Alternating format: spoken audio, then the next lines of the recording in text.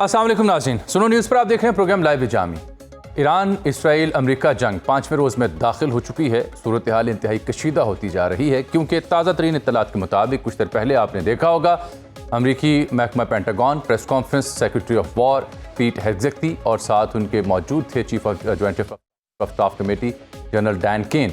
इन्होंने ये तस्दीक की है कि आज इन्होंने श्रीलंका के करीब इंटरनेशनल वाटर्स के अंदर जो ईरान का सबसे बड़ा बहरी जहाज़ है IRIS डैना, उसको सबमरीन के ज़रिए यानी आबदूस के ज़रिए टॉर्पेडो के ज़रिए इन्होंने डुबो दिया है। इसकी तस्दीक की 180 अफराद इसमें सवार थे। इत्तला ये है जो भारतीय नेवी कह रही है कि ये जहाज़ जो है बहरी मश्क है एक IRF मिलान उसमें शिरकत के लिए इन इलाक़ों में पहुँचा था।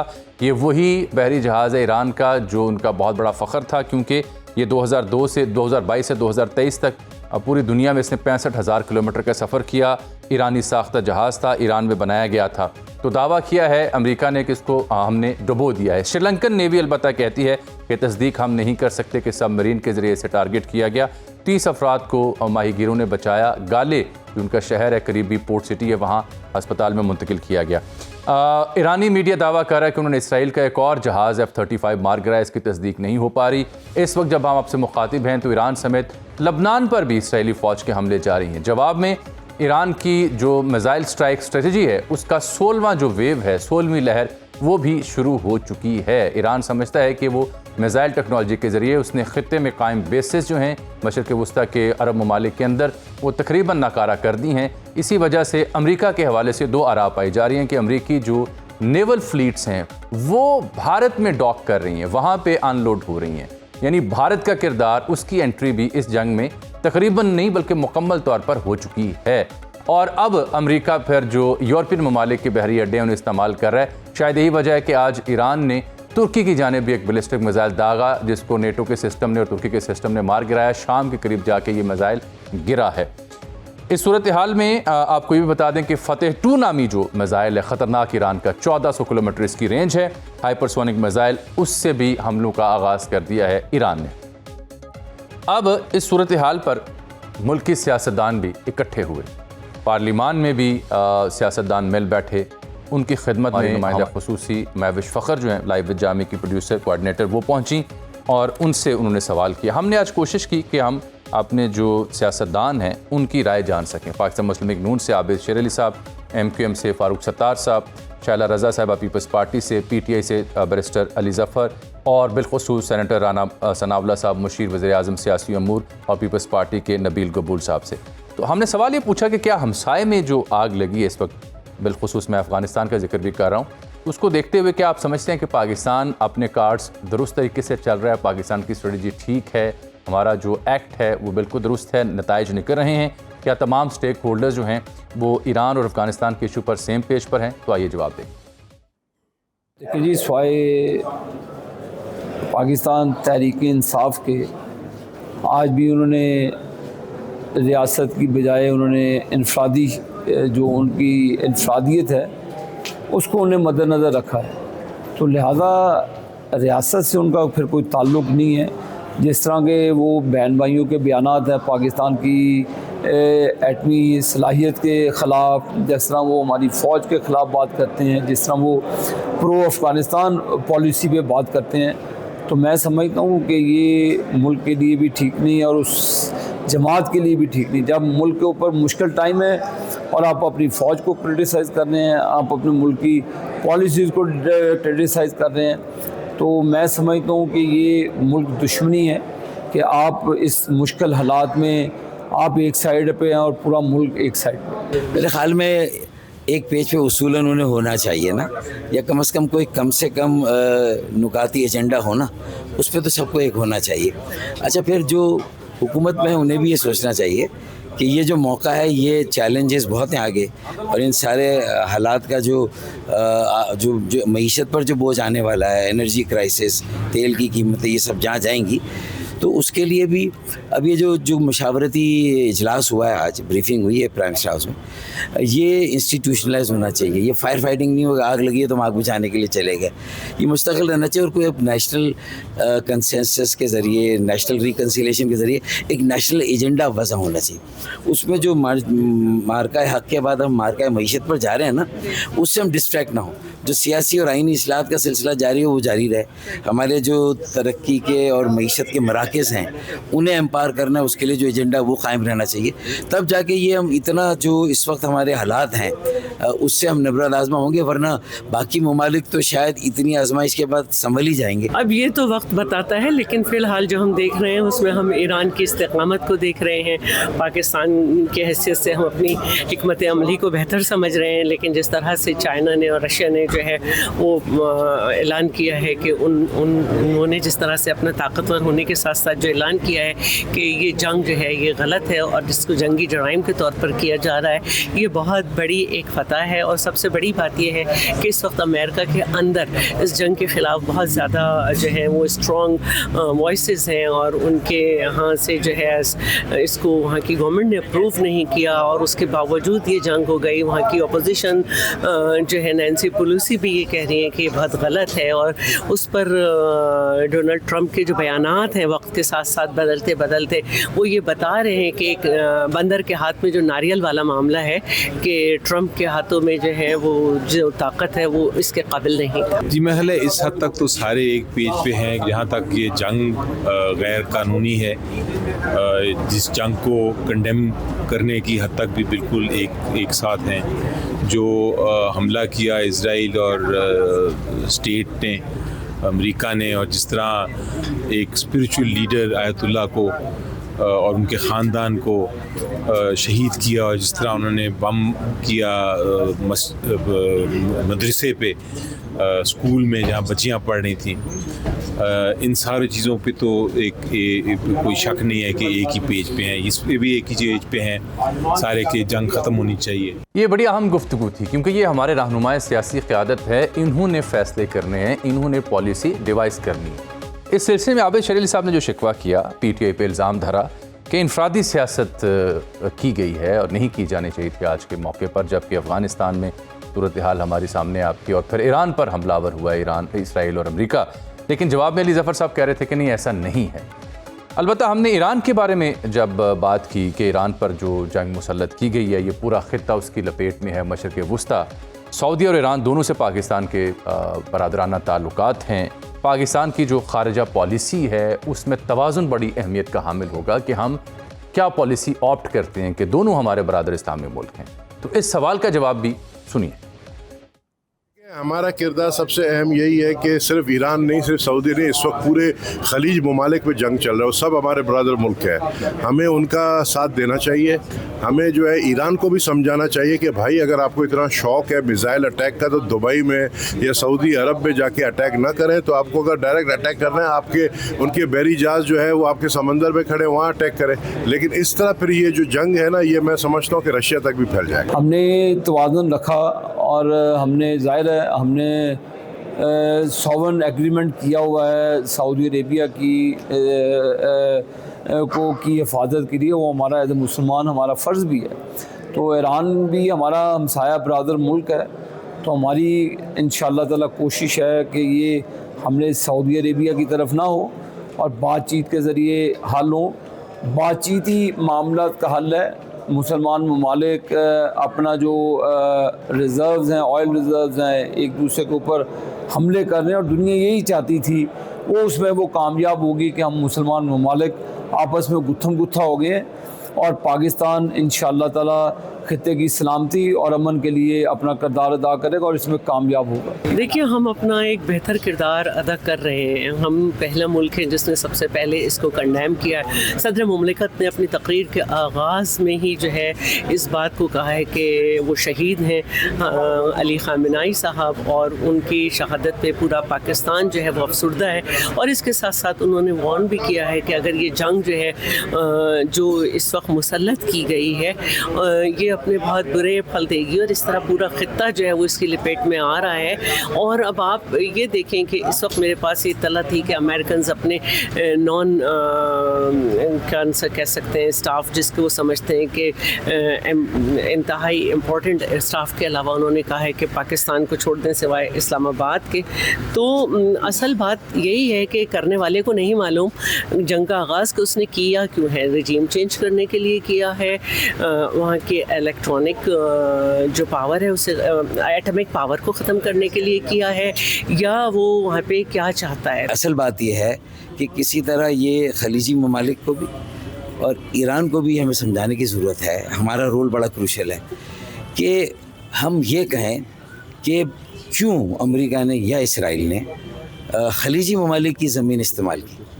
अगर इसराइल ही ने हमला करना था तो सारी इसराइली की ज़मीन से होता रहता और वहीं से सब कुछ होता। ये बीच में क्यों यूएई को, कतर को या कुवैत या बहरीन को भी जो है वो घसीटा गया।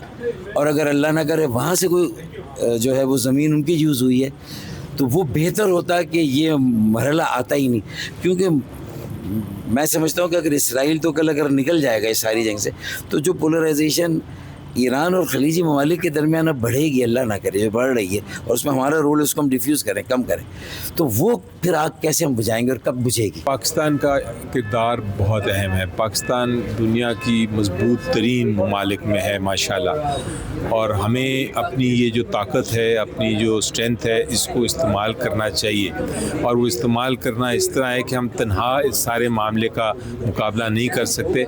हमें अपनी डिप्लोमेटिक फोर्सेस, अपनी जो भी हमारी काविश है, जिस फोरम पे हम कर सकते हैं, हमें मुल्कों को इकट्ठे करना पड़ेगा, रीजनल मुल्कों को, और इस जंग को रोकना पड़ेगा। उसके लिए हमें अगर रीजनल मुल्कों को इकट्ठा करके सिर्फ रेजोल्यूशंस नहीं पास करानी, हमने इसको एक प्रैक्टिकल एक ढांचा पे आना है। पाकिस्तान का रोल बड़ा अहम है और पाकिस्तान की अस्करी और सियासी क़यादत अपना रोल अदा कर रही है। और एक अहम सवाल और भी था, क्योंकि आप देख रहे हैं कि मशरक़ वस्ता के ममालिक तामीर और तरक्की में कहीं आगे चले गए, पेट्रो डॉलर इकॉनमी है वहाँ पे, लेकिन इसके साथ इन्होंने अपने दिफाई निज़ाम में इंडिजनसली खुद से इन्वेस्ट भी किया, लेकिन अपनी सिक्योरिटी और अपने दिफाई निज़ाम के लिए अमरीकी खदमात भी हासिल की। वहाँ भी अमरीकी बेसेस हैं, अमरीकी अड्डे हैं, अमरीकी कमांड सेंटर्स हैं, लेकिन वो सब क्या काफ़ी साबित हुए? इसमें क्या ये बात दुरुस्त नहीं है कि माइट इज़ राइट की जो इस्तिलाह है, जो दोबारा से इस दुनिया में राइज हो रही है, इसका इस्तेमाल ट्रंप कर रहे हैं अब बगैर किसी खौफ व ख़तर। वेनेजुएला की मिसाल आपके सामने है।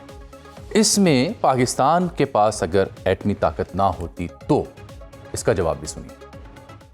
पाकिस्तान अल्लाह के फजल व करम से एटॉमिक पावर है और उसकी वजह से हमारे दुश्मन भी हमसे डरते हैं। देखें, हम एटमी ताकत बज़ाहिर सिर्फ नज़र आ रहे हैं कि हम एटमी ताकत है, हम बोलने के लिए एटमी ताकत है, लेकिन उस एटमी ताकत को हम दिखा नहीं रहे। या तो ये कि जहाँ पर ये एटमी असासे हमारे पड़े हैं वहाँ जाकर हम एक विज़िट करा दें सबको, इंटरनेशनल मीडिया, देखो हम न्यूक्लियर पावर हैं। सियासतदानों ने मिलकर इसको बनाया और हिफाजत इसकी हमारी अल्लाह के फजल व करम से आर्म फोर्सेस के हाथ में है, और पाकिस्तान का दफाई सिस्टम ही पाकिस्तान को इस वक्त मुश्किलात से बचा रहा है। और ऐसे सिर्फ ज़ुबानी कहना हम न्यूक्लियर पावर हैं और फिर हमें आंखें दिखाया जाए, और फिर सऊदी अरब ने कहा था कि सऊदी अरब पे हमला समझो पाकिस्तान पे हमला है, और पाकिस्तान पे हमला समझो सऊदी अरब पे हमला है, तो कहाँ है ये मुल्क सारे? अमली नज़ारा आपने लास्ट में देखा जो इंडिया को सबक सिखाया,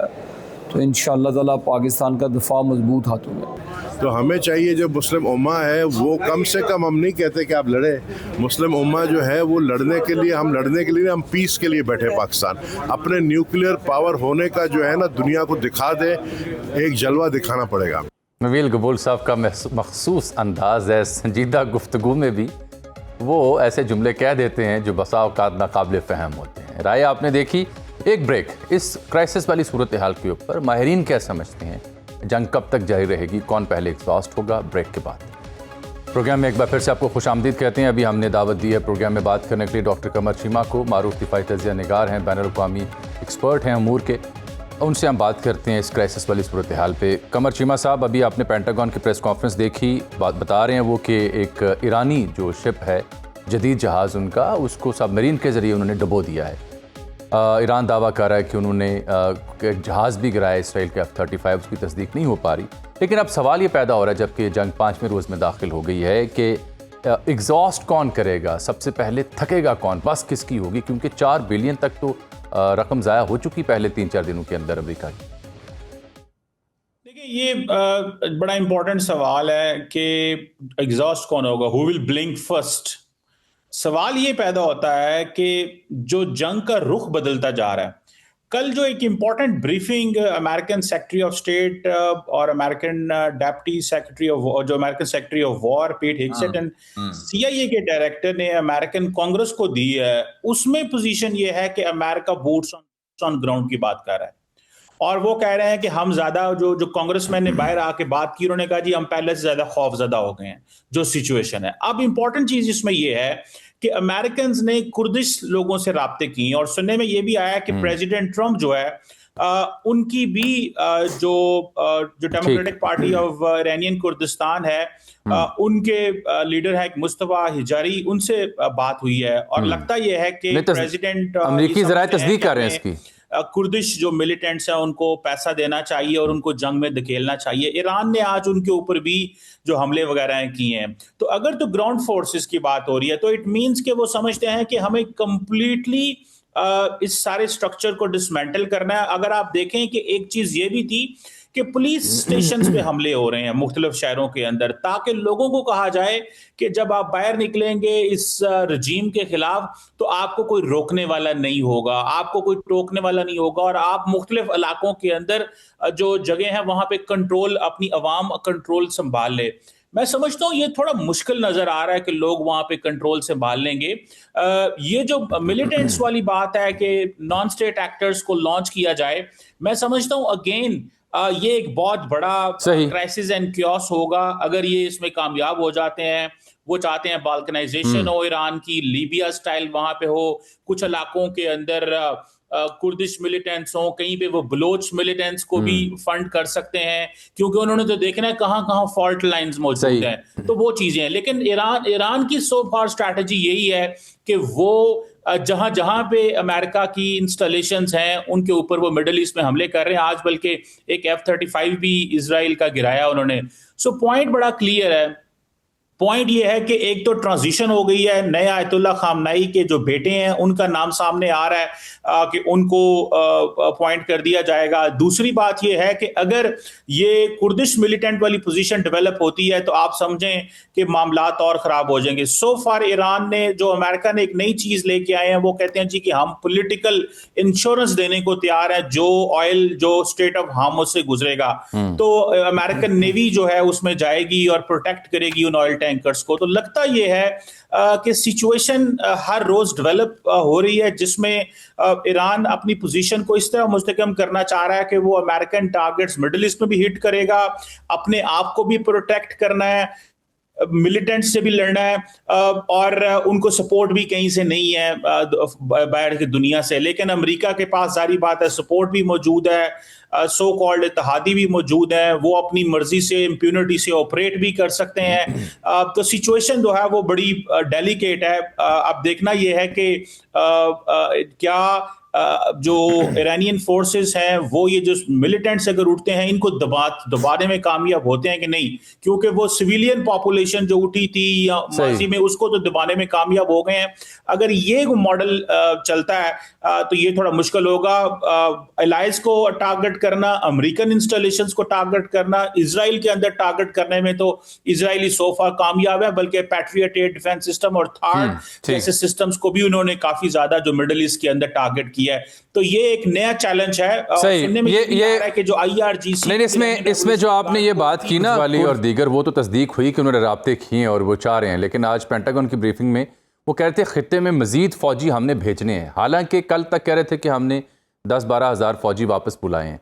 तो आपको लगता है कि अमेरिका फौजी ट्रूप्स ऑन ग्राउंड भेजेगा, ये उसकी मजबूरी बन जाएगी, अवॉइड कर सकेंगे?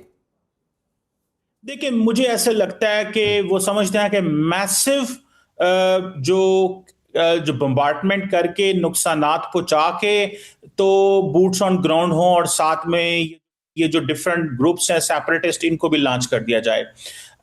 लेकिन देखें ये कोई आसान काम नहीं है। ट्रम्प ने सोचा ये था कि मैं वेनेजुएला साइड विक्ट्री करूंगा, मिसाल के तौर पे मैं जाऊंगा वहां पे हमला किया, प्रेसिडेंट को ले गए, टॉप लीडरशिप को जो है उड़ा दिया और नीचे जो है वो हर चीज खत्म हो गई। ईरान के हवाले से उनको ये था कि अगर हम आयतुल्लाह खामनाई को स्ट्राइक करते हैं और टॉप लीडरशिप को एलिमिनेट कर दिया तो शायद हम बात करने में कामयाब होंगे। तो वो ये समझते, और कल एक बड़ी इंपॉर्टेंट जो डेवलपमेंट ये भी आई, न्यूयॉर्क टाइम्स ने उसको कोट किया कि अमेरिकी सदर ये समझते हैं कि अगर हम इसमें प्रिवेल कर जाते हैं तो जो हमारी जंग की कॉस्ट है वो हमें नहीं भरनी पड़ेगी, और हम ऑयल अगर हमारे कब्जे में आ जाएगा तो हम अपनी मर्जी से जो नुकसानात होंगे वो भर लेंगे। लगता ये है कि उनका जो प्राइमरी फोकस है वो एनर्जी सोर्स को टेक ओवर करना, चाइना को ऐसी एनर्जी डिनाई करना, ये उनका गोल नजर आता है। डेफिनेटली इजराइल के गोल बिल्कुल डिफरेंट है। सो बूट्स ऑन ग्राउंड की ऑप्शन मौजूद है, लेकिन वो तभी कर पाएंगे अगर उनको लोकल सपोर्ट भी मिले, मलेशियाज भी साथ हों। Otherwise boots on ground with zero support from society, और इस तरह के वक्त में जब आपको पता हो कि आपने आयतुल्लाह खामनेई को जो है वो शहीद कर दिया है, बहुत मुश्किल नजर आता है। ये तभी मुमकिन है जब बड़े पैमाने पे डिस्ट्रक्शन हो जाती है। इसीलिए कहा जंग लंबी है, 4 दिन 6 दिन चलती है, और ट्रंप साहब ने परसों ये भी कहा था we will prevail. It means को उनको जो पहले रिस्पॉन्स आए हैं वो एक्सपेक्ट नहीं कर रहे थे, वो समझते हैं कि लेटर ऑन हम प्रिवेल करेंगे।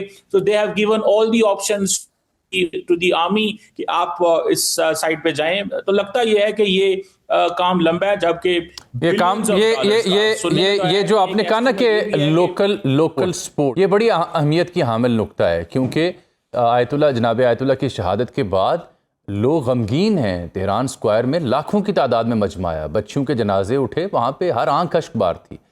इस वाक़े ने तो उन्हें मुत्तहद कर दिया। लेकिन जब आप कुर्द अबागियों की बात करते हैं तो उनको अगर अमेरिका फ़ंड करता है, उनको अगर उतारता है, तो यहाँ पे तो आगे पाकिस्तान इनकलाब है, उनकी आम फ़ौज है, बड़ी तादाद में फ़ौजी दस्ते हैं, अवाम भी हैं। क्या वो मुकाबला कर पाएंगे, वो मकासद दे पाएंगे अमेरिका को जिसके हुसूल के लिए वो इन्वेस्ट करना चाह रहे हैं इनके ऊपर?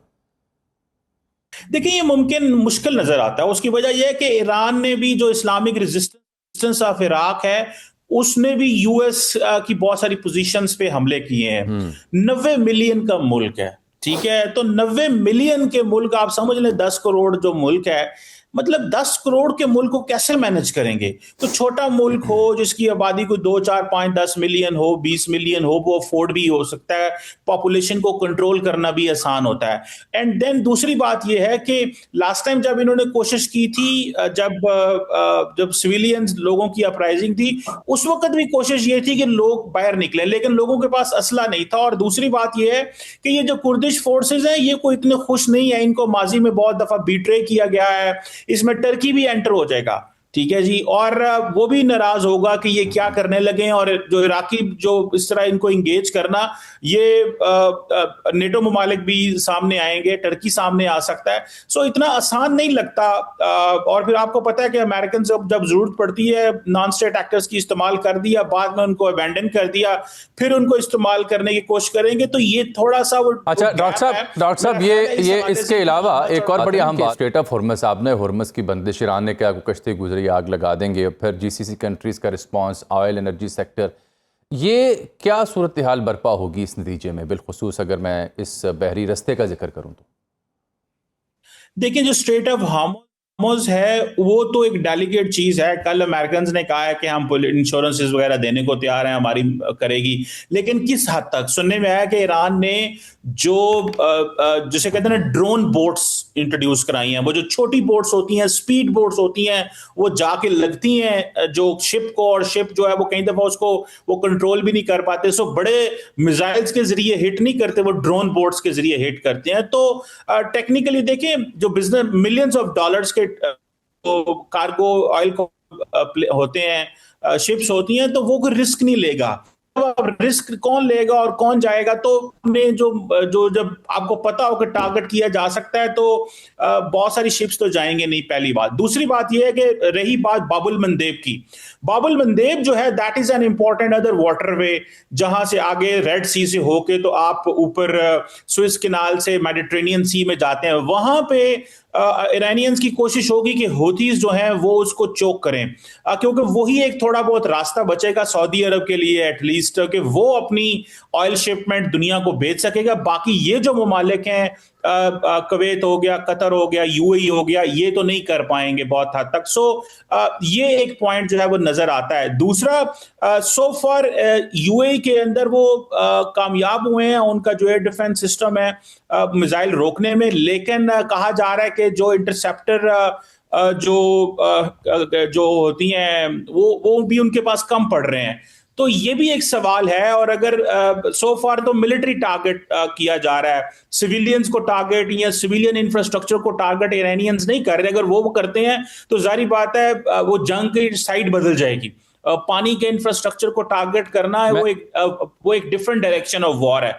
मिलिट्री टारगेट या अमेरिकन एसेट्स को टारगेट करना है, वो एक जंग की डिफरेंट डायरेक्शन है। सो मुझे लगता है कि ईरानियंस उस साइड में नहीं जाएंगे, क्योंकि अरब वर्ल्ड से भी रिस्पांस ईरान को नहीं जा रहा स्वाय इसके कि वो अपने आप को रोकने के। तो मुझे नहीं लगता कि वो उसको उस रास्ते को चुना जाएगा। लेकिन ये जरूर है कि एंजाइटी, क्योस, अनरेस्ट, अब इसमें ये जो, और फिर दूसरी बात यह है कि इस तरह की सिचुएशन में कोई भी ना बिजनेस होता है, ना कारोबार है, ना लोग बाहर निकलेंगे, तो ये मार्केट्स तो बिल्कुल सरवाइव नहीं कर पाएंगी। तो मेरा ख्याल है कि जो कॉस्ट ऑफ वॉर है अमेरिका, इजराइल और उसके दोस्तों के लिए अरब वर्ल्ड में जो बढ़ाना है, बिलखुसूस अरब वर्ल्ड के लिए कॉस्ट ऑफ वॉर जो है वो बहुत ज़्यादा नुकसानदेह साबित हो रही है ना। कारोबार ज़िंदगी मफलूज होकर रह गया इन ममालिक में। देखिए ना, अमेज़ॉन का डाटा सेंटर हिट हुआ है, यहाँ पे ऑयल एंड एनर्जी के सेक्टर्स को हिट किया गया, उनकी सप्लाई बंद हो रही है। सरमायाकार यहाँ से बड़े ख़तरात का लाहक अपने आप को महसूस करता है। लेकिन इस सारी सूरत हाल में पाकिस्तान की पोजीशन क्या कहती है? Should we expect more from Pakistan और so far we are playing on the right side? देखिए, हमारी पोजीशन जबरदस्त है। हमने बड़े अच्छे तरीके से जो है वो सऊदी अरब और ईरान के दरमियान भी एक डायलॉग करवाया है। कल फॉरेन मिनिस्टर को आपने सुना कि वो एश्योरेंसेस मांग रहे थे, एश्योरेंसेस हमने लेके दी। पाकिस्तान ने ईरान के ऊपर हमले को कंडेम किया है और हम समझते हैं कि ये एक गलत तरीकाकार दोबारा अडॉप्ट किया गया है। तो मैं समझता हूं कि डिप्लोमेटिकली तो हम बहुत अच्छे हैं। हमें अपनी एनर्जी सिक्योरिटी पे काम करना है, क्योंकि देखें जामी साहब, हमें जिस चीज़ को देखना है कि हमारे यहाँ इन्फ्लेशन ना हो।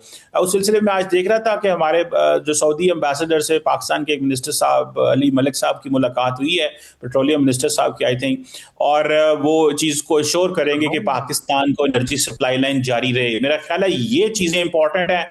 लेकिन कुछ चीजें हमारी कतर से भी आती हैं, तो अगर हम अपनी एनर्जी सिक्योरिटी को मेंटेन करें तो that is more significant for us. Diplomatic front के ऊपर मैं समझता हूं हम ठीक जा रहे हैं। रही बात सऊदी अरब और ईरान की, तो सबसे कम इस वक्त हमले सऊदी अरब के ऊपर ही हो रहे हैं, and that is because of Pakistan's diplomatic. अच्छा, आप डॉक्टर साहब इसके अलावा एक और सिचुएशन, पाकिस्तान अफगानिस्तान, जो पाकिस्तान ने स्ट्राइक्स किए, जिस तरह से अफगानिस्तान हमलावर हुआ, आप सबके सामने है।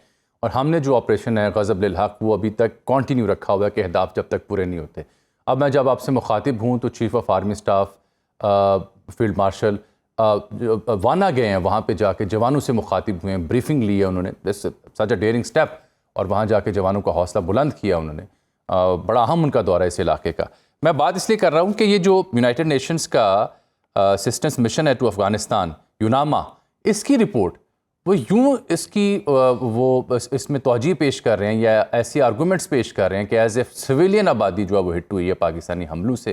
हालांकि बगराम और दीगर जगहों पे जो अम्युनिशन डिपो थे, इनकी सप्लाई लाइन थी, उसे टारगेट किया गया। विजुअल्स मौजूद हैं कि ये अफगान चौकी है। तो ये और साथ यूएन ने खुद बताया हुआ कि यहाँ पे 6000 दहशतगर्द मौजूद हैं। अफगानिस्तान रूस की जो वजारत ख़ारिजा उसकी रिपोर्ट आपके सामने है। तो सबके बावजूद ये यूनामा की जो रिपोर्ट है, ये तो यूँ लगता है कि जैसे कोई माउथ पीस है अफगानिस्तान की सरकार का, जैसे पिछले दिनों अल जज़ीरा रिपोर्टिंग कर रहा था अफगानिस्तान के हवाले से। देखिए जामी साहब, आपको पता है ना कि ये जितने दहशतगर्द हैं ये अपनी फैमिली साथ रखते हैं, to use them as a human shield के तौर पे। तो एक चीज तो ये रखना, जेन में रखने की जरूरत है कि इसमें घबराने की जरूरत नहीं है कि कौन सा अदारा क्या कह रहा है। पाकिस्तान सिर्फ और सिर्फ मिलिट्री टारगेट्स हिट कर रहा है। जहां जहां पे हमें पता है दहशतगर्द हैं, टेररिस्ट की हाइड आउट्स हैं, वहां पे करता है। ये अपने बच्चों को साथ रखते हैं, फैमिलीज को साथ रखते हैं, ये तासुर देने के लिए कि जनाब ये देखें खवातीन और बच्चे और ये टारगेट हो रहे हैं। तो इसमें ये इनका काम है कि अपने लोगों को, अपनी फैमिलीज को अपने साथ ना रखें, बिकॉज ये दहशतगर्द है। दहशतगर्दों का क्या काम है फैमिलीज के साथ रहना। एक तो बात ये है। दूसरी बात देखिए, हमने तो अपना टारगेट करना है। अब देखिए पाकिस्तान के अंदर 1000 लोग शहीद हुए हैं और अफगानिस्तान की सरजमीन इस्तेमाल हो रही है, तो कहां पे है यूनामा और बाकी दुनिया कहां पे क्या बोल रही है? पाकिस्तान के अंदर हमारे बच्चे भी शहीद हुए हैं, हमारी बेटियां भी शहीद हुई हैं, हमारे फौजी भी शहीद हुए हैं। एम्बुलेंसेस को टारगेट किया गया, जख्मियों को जिंदा जला दिया गया। ये जो देते हैं, टीचिंग्स करते हैं, ये मेरा ख्याल है कि ये एब्सोल्युटली वाइट वॉश करना है उन एफर्ट्स को कि हम इस वक्त बेसिकली वो जो अमेरिका का और उसके इत्तेहादियों का जो अनफिनिश्ड बिजनेस है वो हम कंप्लीट कर रहे हैं। देखें, इन दहशतगर्दों से आपने वादा लिया था कि ये अफगानिस्तान की सरजमीन इस्तेमाल नहीं करेंगे। आज वो अफगानिस्तान की सरजमीन इस्तेमाल कर रहे हैं, तो नुकसान तो हमारा हो रहा है। और मैं नहीं समझता कि हम ऐसे चीजों को चलने देंगे। पाकिस्तान को अपनी ये कार्रवाइयां जारी रखनी चाहिए और जो ह्यूमैनिटेरियन असिस्टेंस दी जा रही है, ये आप क्यों दे रहे हैं अफगानिस्तान के अंदर तालिबान को, जबकि आपको पता है कि ये अपने दोहा में किए हुए प्रोमिसेस को फुलफिल नहीं कर रहे। तो मैं समझता हूं कि इस वक्त इंटरनेशनल कम्युनिटी को पाकिस्तान के साथ दोबारा बैठने की जरूरत है। हमें दोबारा अफगानिस्तान के बारे में सोचने की जरूरत है। आपका ध्यान अगर फॉर इंस्टेंस गजा की तरफ है या फलस्तीन की तरफ है या रशिया यूक्रेन की जंग की तरफ है और ये मैस हमारे बॉर्डर पे एक रह गया, दैट डज नॉट मीन कि हम आप इसको इग्नोर करें। हम तो डेली बुनियादों पे जाने दे रहे हैं 15 अगस्त 2021 के बाद। तो हमें तो अपनी नेशनल सिक्योरिटी नीड्स को पूरा करना है, हमें सब कुछ वो करना है जिससे हम अपने लोगों मैं आपकी बात बिल्कुल उससे एग्री करता हूं। वजह यह है कि इनकी अपनी रिपोर्ट्स बताती हैं कि 6000 से जंगजू यहाँ मौजूद हैं और हालिया वाक़यात में 600 से ज़ायद हमले किए गए अफ़गान सरजमीन से। और फिर यही नहीं, अफ़गान हुकाम नूर वली महसूद जो बदबख्त दहशतगर्द माहाना 30 लाख अफ़गानी उसे देते हैं। कुंदड़, नंगरहार, खोस और पख्तिका में मैं देख रहा हूँ कि दहशतगर्दों के नए तरबियती मराकज़ भी कायम हैं। इस सब के बावजूद इन दहशतगर्दों की हिमायत में ये रिपोर्ट आ रही है, क्या मतलब है इसका? देखिए, ये समटाइम्स ये ह्यूमैनिटेरियन का नाम लेके ये बातें तो जरूर करते हैं, लेकिन इनको इस चीज की समझ आनी चाहिए कि हम कब तक ये लाशें उठाते रहेंगे पाकिस्तान के अंदर। और पाकिस्तान तो अपने सेल्फ डिफेंस में कर रहा है। हम तो UN charter article 51 right of self defence हमारे पास, हमें यूएन कहता है, अक़वाम मुत्तहिदा कहती है। अब ये सवाल तो इनको करना चाहिए, पूछना चाहिए कि क्यों खवातीन को ह्यूमन शील्ड के तौर पे इस्तेमाल किया जा रहा है, बच्चों को।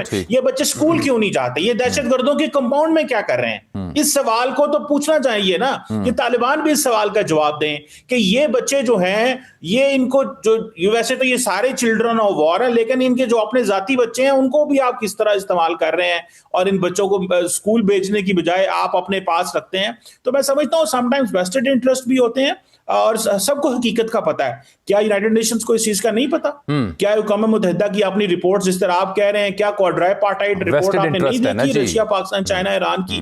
क्या अमेरिकन प्रेसिडेंट ने क्या कहा है अगले दिन? उन्होंने कहा पाकिस्तान ठीक कर रहा है बिकॉज पाकिस्तान अपने आप को प्रोटेक्ट कर रहा है। तो मैं समझता हूं कि ये जानते हुए कि वहां पे पाकिस्तान की जो स्ट्राइक्स हैं वो फॉर द सेल्फ डिफेंस हैं, for the protection of its own territorial sovereignty हैं और दहशतगर्दों को हम हिट कर रहे हैं, ये मेरा ख्याल है एक डिवर्जन है। और ये 4.5 साल से जो बहुत शुक्रिया जनाब डॉक्टर कमर शीमा साहब, आपके कीमती वक्त। जायजा लेंगे सूरत हाल में अमेरिका का अगला लाहेअमल क्या होगा, ईरान मजीद क्या कार्रवाइयाँ कर सकते हैं। एक छोटी सी ब्रेक के बाद प्रोग्राम में एक बार फिर से खुशामदीद आपको कहते हैं। ईरान, इसराइल और अमेरिका की जंग 5वें रोज़ में दाखिल। डिटेल्स आप जान चुके हैं हमारे प्रोग्राम में। मज़ीद इस पर बात करने के लिए आज हमने ज़हमत दी है सीनियर सहाफ़ी हैं, नामवर तज़िया निगार हमारे उस्ताद जनाब उवैस तौहीद साहब। बैनुल अक़वामी अमूर पर भी गहरी नज़र रखी, दुनिया भर के कई एक क्राइसिस कॉन्फ्लिक्ट्स को कवर भी कर चुके हैं बज़ाते ख़ुद भी, उन्हें आज हमने ज़हमत दी है। उवैस साहब, बहुत शुक्रिया आपके कीमती वक्त का जनाब, आपने आज लाइव जामी के लिए थोड़ा टाइम निकाला। मैं आपसे समझना ये चाह रहा हूँ, डिटेल्स तो ऑब्वियसली लम्हा ब लम्हा बदल रही हैं। पेंटागन की प्रेस कॉन्फ्रेंस भी अभी आई है सामने, जिसमें पीट हेग्सेट जो है उनके सेक्रेटरी ऑफ वॉर और उनके चीफ ऑफ जॉइंट स्टाफ जो जनरल डैन केन है वो भी मुखातिब थे। उन्होंने तस्दीक की कि जो ईरान की सबसे बड़ा जंगी जहाज़ था, बहरी जहाज़ IRS उडैना, उसको उन्होंने सबमरीन के ज़रिए टॉर्पेडो करके सिंक कर दिया है, उसे डुबो दिया है, तबाह कर दिया है। लेकिन ये जंग 5वें रोज़ में दाखिल हुई है। इसमें एक इत्तला ये भी है कि पहले 2 दिनों के अंदर कम से कम को $2 बिलियन जो हैं मिलिट्री इक्विपमेंट वो इस्तेमाल हुआ है, ज़ाया हुआ है, उसको नुकसान पहुंचा है। Knowing the situation of GCC countries के बाद बार बार वहाँ टारगेट किया जा रहा है, हु विल एग्जॉस्ट फर्स्ट?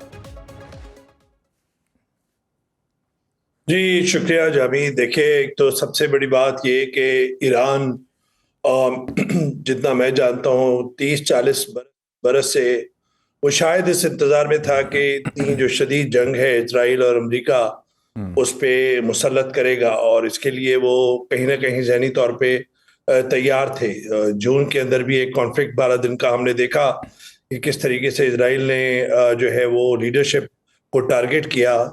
और इस जंग के अंदर जामी एक 86-87 बरस के सुप्रीम लीडर जो पूरी इस्लामी दुनिया के अंदर इज्जत की निगाह से देखा जाता है, उनको निशाना बनाया, उनके ख़ानदान वालों को निशाना बनाया, और जो शहादत जो है उसका दर्जा उन्होंने लिया।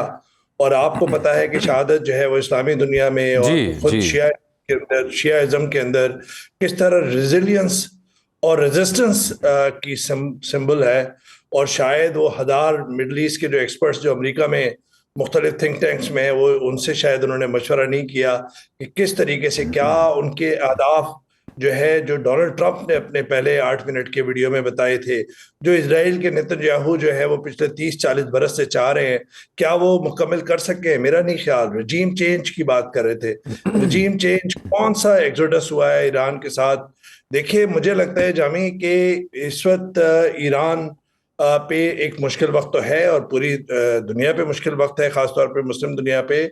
लेकिन इस वक्त ईरान ने जो टैक्टिक्स इस्तेमाल किए हैं, जिन $2 अरब के आप बता रहे हैं कि किस तरह उनके शहर ड्रोन्स जो हैं वो गल्फ कंट्रीज के अंदर जब वो मारते हैं यूएस बेसिस पे, तो उसको इंटरसेप्ट करने के लिए जो इंटरसेप्टर्स हैं वो कोई मिलियंस ऑफ डॉलर्स के हैं। तो मुझे लगता है कि जहाँ पे ईरान मुश्किल हालात में है, जिस वक्त मैं और आप बात कर रहे हैं, 1000 से ज्यादा लोग वहां पे हलाक हुए हैं, जख्मी हुए हैं, उनकी इमारतों को निशाना बनाया जा रहा है, उनकी जो सरकारी इमारतें हैं, सिविलियन जो अहदाफ हैं वो टारगेट किए जा रहे हैं। आप मिनाब के बच्चों की शहादत और बच्चियों की शहादत तो एक अलहदा बात है, लेकिन आप इस तरह देखें कि वेस्टर्न कंट्रीज जो है वो जो प्रोजेक्ट कर रहे हैं वो ये कर रहे हैं कि जैसे ईरान ने ये जंग जो है वो मुसल्लत कर रहे हैं पूरी दुनिया के अंदर के डिस्प्रोपोर्शनेट का वर्ड यूज कर रहे हैं वेस्टर्न मीडिया। डिस्प्रोपोर्शनेट क्या हो सकता है?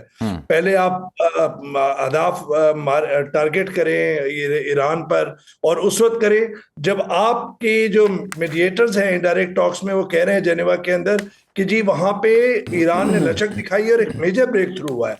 ये कोई पहला वाकया नहीं है, ये तीसरे दफा ये हुआ है कि जब टॉक्स होती हैं इजराइल करता है। तो मुझे जामी तो आखिर के अंदर मैं 2 जुमलों में बात करूंगा कि इस दफा ईरान जो डू और डाई वाली सिचुएशन है, जो मैं कह रहा था कि डिसाइसिव एक जंग का लग रहा है, गल्फ कंट्रीज को पहली दफा वो यूएस के बेसिस को वो निशाना बना रहे हैं, और गल्फ कंट्रीज इसको पिंच महसूस कर रहे हैं। गल्फ कंट्रीज ही थी जो अमेरिका को रिलाय कर रही थी उनके। मेरे साथ ही वैसा रहिएगा ना, मेरे साथ ही रहिएगा। मुझे अभी ज्वाइन किया मिनाज साहब ने, उनसे भी बात कर लेते हैं। मेरे साहब बहुत शुक्रिया वक्त का। ये बताएं, एक तो हम देख रहे हैं ईरान का जो स्ट्रेटेजिक मनूवरिंग है कि मूवेबल व्हीकल्स हैं आर्म ट्रक में ताकि लॉन्चर्स आइडेंटिफाई ना हों। फिर अब तो कुछ ऐसी विजुअल्स भी आ रहे हैं कि ज़मीन के ऊपर यानी उन्होंने आर्ट का रखा है, डिज़ाइन कर रखा है कि जहाज़ खड़ा है या कोई बड़ा वेपन खड़ा है और वो उसको मार गिराया जा रहा है, लेकिन असल में वो है नहीं। और फिर ज़ेरे ज़मीन भी चीज़ें छुपाई हुई हैं। इस सब के साथ मैं देख रहा हूँ कतर में, सऊदी अरब में, जॉर्डन, यूएई में इनके जो एडवांस एंटी मिसाइल सिस्टम्स हैं वो नाकारा हो रहे हैं। ये कैसे मुमकिन बना रहा है ईरान इन अहदाफ को हिट करने के लिए, हालांकि उसके पास वो एक्टिव एयरफोर्स भी नहीं है, वो जदीद सलाहियत भी नहीं है, प्योरली मिसाइल्स की बेस पे ये कैसे पॉसिबल होता है? सर बताइएगा। इसका मतलब क्या ये नहीं है कि जो निज़ाम लगे हैं गल्फ में वो तकरीबन नाकारा हो चुके हैं?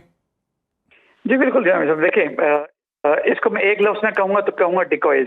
डिकॉयज मीन्स कि ऐसे डिकॉयज इस्तेमाल कर रहे हैं जो कि इनिशियली उन्होंने एग्जॉस्ट किया उनके एंटी बैलिस्टिक मिसाइल सिस्टम को, कि जिसमें विदाउट वॉरहेड जो उन्होंने ड्रोन्स को उड़ाया, जिसको वो क्लेम करते रहे कि हमने आयरन डोम काइंड ऑफ चीज या S-400 kind of anti ballistic missile system से उनको गिराया है, जबकि वो विदाउट वॉरहेड थे और उनको मुकम्मल तौर पर एग्जॉस्ट किया। एक मतलब है कि they were trying to kill a fly with a missile वाली बात थी।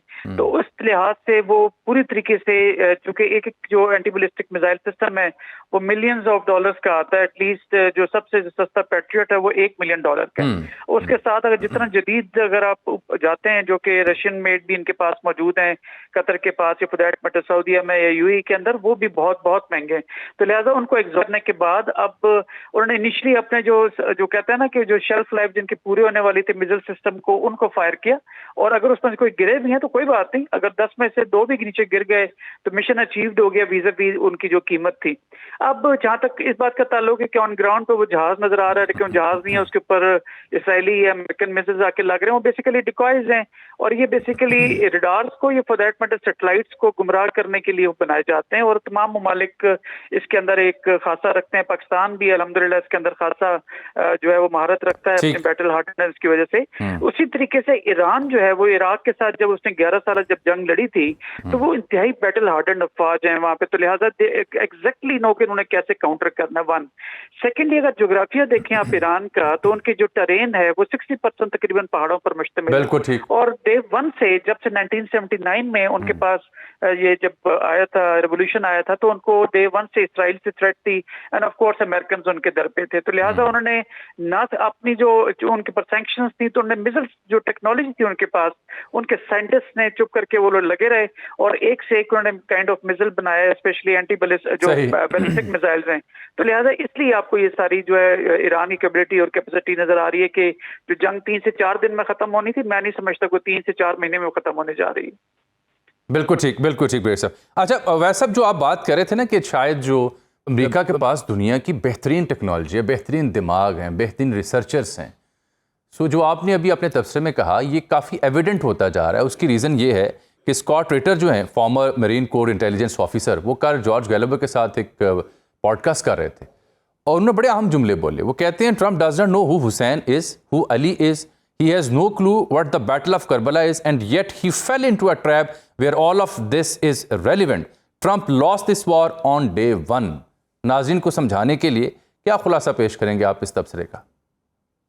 बिल्कुल, आप बिल्कुल, और देखिए बिल्कुल बात बिल्कुल सही है, और कई जो लोग हैं जो जहाँ पे कहीं सैनिटी प्रिवेल करती है उनका भी यही तज्जिया है कि ये जो है ना वाकिफ है कि हिस्ट्री से करबला का वाकया क्या हुआ था। आप देखिए ना कि 40 दिन का शोक जो है जो बनाया है, पब्लिक मॉर्निंग का ऐलान किया है, ये सिंबलाइज किससे करता है, और ये जो शहादत का दर्जा है वो किस तरह रेजिलियंस और रेजिस्टेंस में को रिफ्लेक्ट करता है। तो मुझे लगता है कि ये देखिए जामी कि ये सिर्फ शिया कम्युनिटी का मसला नहीं है। इस वक्त मुस्लिम दुनिया के अंदर शिया हो या सुन्नी हो या किसी भी फिरके से ताल्लुक हो, गजा की जंग के बाद और वहां पे नेकेड एग्रेशन के बाद इजराइल के एक सेंटिमेंट्स और ऑलरेडी हाई, जो सेंटिमेंट्स ऑन स्ट्रीट है वो बिल्कुल डिफरेंट है। जो रिजीम्स का जो मजबूरियां या कमजोरियां या समझौते जो हैं वो अलग हैं, लेकिन रिजीम आप देख लीजिए कि कराची के अंदर चाहे मदारा देख लें, इसका ये मतलब नहीं है कि मैं और आप ये कहें कि वायलेंट प्रोटेस्ट होने चाहिए, बिल्कुल नहीं, लेकिन उसके अंदर हर फिरके के लोग शामिल थे। तो गमो गुस्सा जो है वो बहुत है, और मुझे लगता है कि जो ये बात कर रहे हैं कि ट्रंप हार गए हैं, वो इसी वजह से कि ना इनको ये पता है, और उन खवातीन को जो इस रजीम के शायद उनको तहफ़्फ़ुज़ात हैं और उनके खिलाफ हैं कि जी खवातीन के हक़ को लेके या इंसानी हकूक़ को लेके, वो भी ये कहती हैं ईरान के कि जी हम फॉरेन एग्रेसर्स के साथ नहीं खड़े होंगे, रजीम के साथ हमारे तहफ़्फ़ुज़ात होंगे। जून के अंदर भी हुआ है, चाहे वो लेजेंडरी फुटबॉलर हों, चाहे वो ख़वातीन हों जो जेल के अंदर थी, इस रजीम की जेल के अंदर थी। मुझे लगता है इस वक्त जो जंग है वो एक ऐसे मरहले पे है कि ईरान शायद अपने रिसोर्सेज बात आपको तना लग रहा हो, लेकिन जो जज्बा है पूरी मुस्लिम दुनिया के लोगों का वो उनके साथ है। एक आखिरी बात, जो सबसे बड़ी जो इस वक्त चाले चल रहा है अमेरिका या इजराइल के कुर्स को वो मुतहरिक कर रहा है, आर्म्ड कर रहा है इराक और ईरान के दरमियान, और दूसरा सीस्तान के अंदर भी ये खबरें आ रही हैं कि वो वहां पर भी आर्म्स या फंडिंग करेगा। तो मुझे लगता है कि इंटरनली वो एक अनरेस्ट क्रिएट करने की कोशिश कर रहा है। मुझे महसूस ये होता है जामी कि आने वाले दिनों के अंदर शायद ये जो खलीजी रियासतें हैं वो अमेरिका को ये कहें कि आपकी सिक्योरिटी अम्ब्रेला जो है वो बहुत हो गई, हमारी इकोनॉमी का है hundreds of billions of dollars हम आपको देते हैं आपको, तो ये किसके लिए है? हमें इकोनॉमी को करना है, चाहे वो यूएई हो, चाहे वो सऊदी अरब हो, चाहे वो ओमान हो, चाहे वो कतर हो। आप देख लीजिए कहीं पे प्रोडक्शन बंद है, कहीं पे स्टेट ऑफ हॉर्मुज की वजह से हरकत बंद है जो ऑयल या एलएनजी एनर्जी की होती है। मुझे लगता है कि आने वाले दिनों के अंदर ईरान ये चाहता है कि खलीजी रियासतों के अंदर अमेरिका के फौजी अड्डे बिल्कुल ठीक। ये this is very very important point sir, बहुत अहम नुक्ता है, और वो इसलिए मेरा ख्याल है एग्जॉस्ट होंगे तो खलीजी ममालिक होंगे, सरमायाकारी डूब रही है, लोग वहाँ पे मफलूज हुए पड़े हैं, एनर्जी ऑयल सेक्टर उसका बड़ा गर्क हुआ पड़ा है, तो वो इत्तेहादी हैं अमेरिका के। बहुत अहम बात की जनाब अवैस तैयब साहब ने, बहुत शुक्रिया आपका अवैस साहब और ब्रिगेडियर अहमद सैयद मिनाज साहब, आप दोनों के कीमती वक्त का। नाज़रीन आज के प्रोग्राम के लिए इतना ही। ये जो सूरत हाल है जंग की सी 5वां रोज़, इसके ऊपर सुनो न्यूज़ की खुसूसी ट्रांसमिशंस प्रोग्राम जारी और सारियाँ मिलेंगे कल के प्रोग्राम में। अल्लाह हाफ़िज़।